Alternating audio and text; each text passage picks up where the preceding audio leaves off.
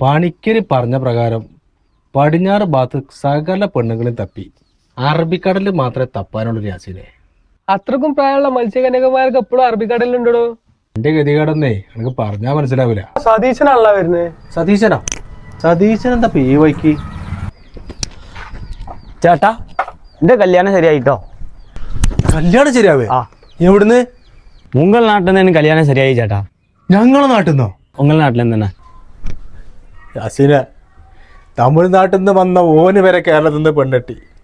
കേരളത്തിൽ ജനിച്ച ഇതുവരെ ഒരു പെണ്ണും കിട്ടണില്ല. ഞാൻ വല്ല നേപ്പാളിക്കും പോവാ.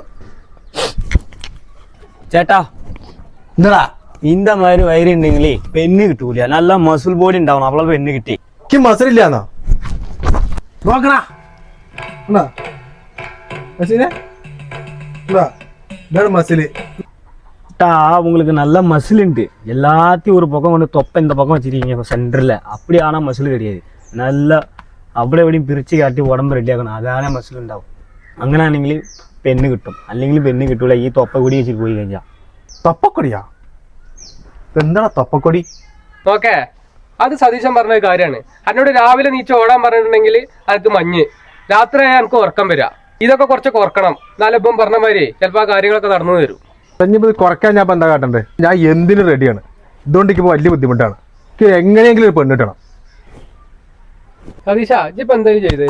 അതൊക്കെ ഒരു വഴിയുണ്ട്. എന്ത് വഴി? കേട്ടോ? പറ.